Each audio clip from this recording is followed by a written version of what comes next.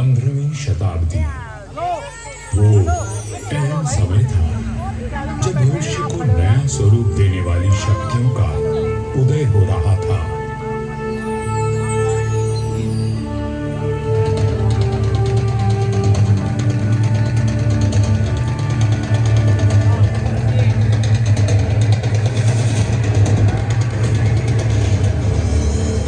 लोधी राजवंश ने दिल्ली की गद्दी संभाली।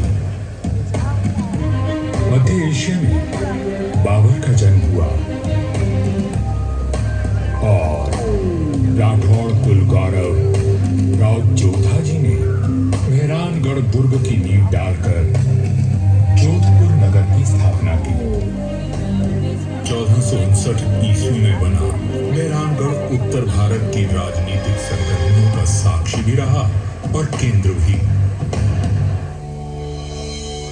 जोधपुर के आकाश में राठौर राजवंश का तेजवान सूर्य दमका, जिसका उदय मंडोर में हुआ था। मेहरानगढ़ की उत्तर पश्चिम दिशा में करीब 9 किलोमीटर का फासला तय करेंगे तो मैं अपने बचे हुए अवशेषों के साथ आपका स्वागत करूंगा। मैं किला हूं मंडोर का।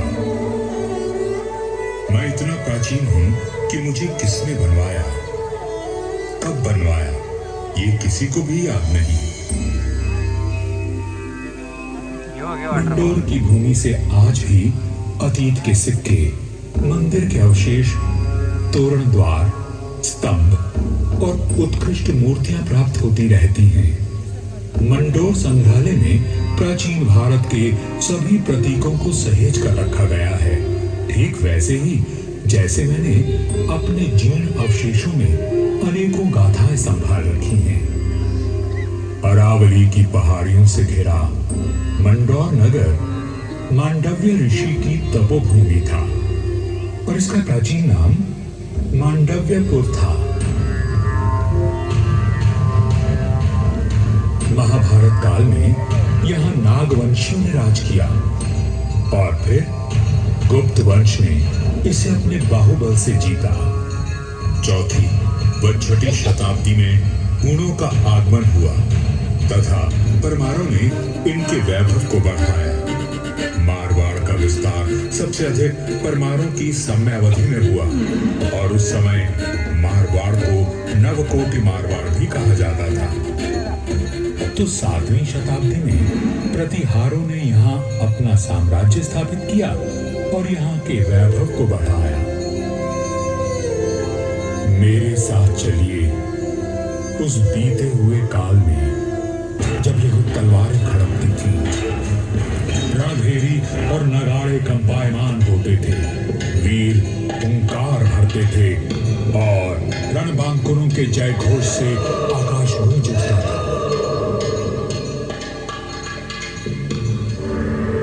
सन 1394 ईस्वी परिहारों की शक्ति अस्त हो रही थी। गुजरात के सूबेदार जफर खान ने दिल्ली की कमजोर सल्तनत के चलते मंडोर और नागौर को अपने कब्जे में ले लिया था। अब मेरी चार दीवारी में परिहार नहीं, तुर्क आ बसे थे। जफर खान का हाकिम ऐबक खान मंडोर दुर्ग का किलेदार था, जो आए दिन अपनी क्रूरता का प्रदर्शन करता रहता था। पीड़ित किसान मंडोर के गहलोत के पास मदद के लिए पहुंचे। हेमा जी, ये तुर्क हमसे मनमाना लगान वसूल करते हैं। आए दिन हमारी गायों को चुरा कर ले जाते हैं और अब अपने घोड़ों के लिए घास से लदी गाड़ियां मांग रहे हैं। हम तो बर्बाद हो जाएंगे। अपनी शक्ति पर इतना अभिमान कि उसे 3 किसानों पर आजमा रहा है। भैरों जी की सौगंध, जुल्म करने के लिए अब ऐबक खान जिंदा नहीं बचेगा।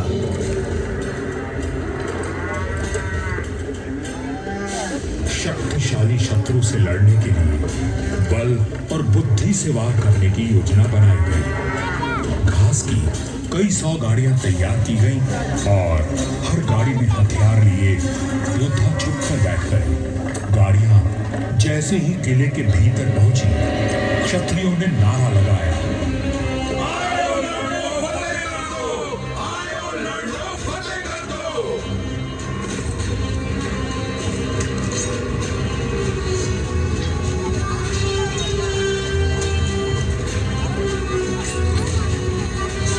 अचानक हुए प्रहार से तुर्कों को संभलने का अवसर भी न मिला।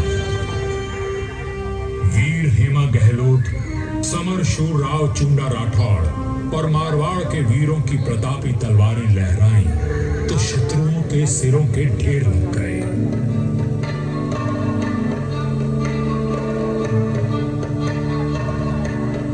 इसी जीत की याद में आज भी मंडौर में राव महोत्सव मनाया जाता है।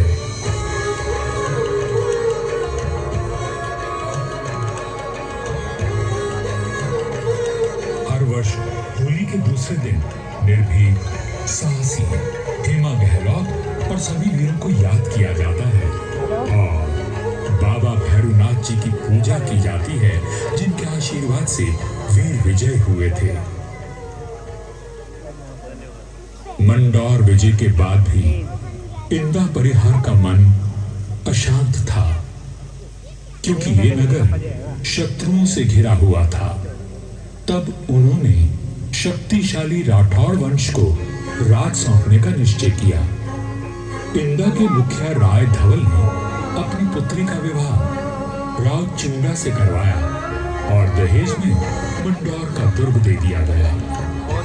राव हेमा गहलोत ने राव चुंडा का राज तिलक किया और भाटन में मंगल काल हुआ।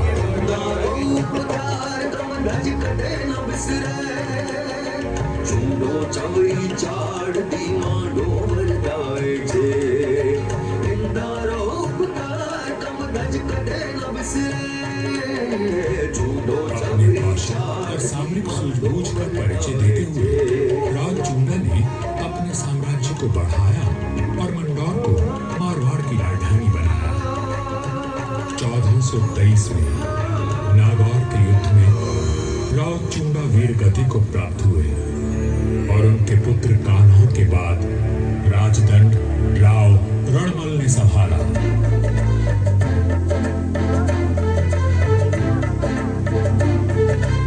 मारवाड़ और मेवाड़ में घनिष्ठ संबंध थे, परंतु मेवाड़ नरेश राणा कुंभा के कान भरने लगे।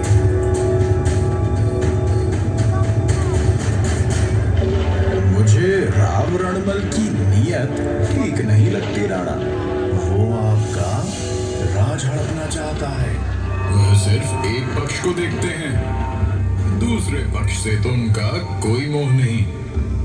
एक मधुर संबंध में संशय और अविश्वास का विष घोल दिया गया था।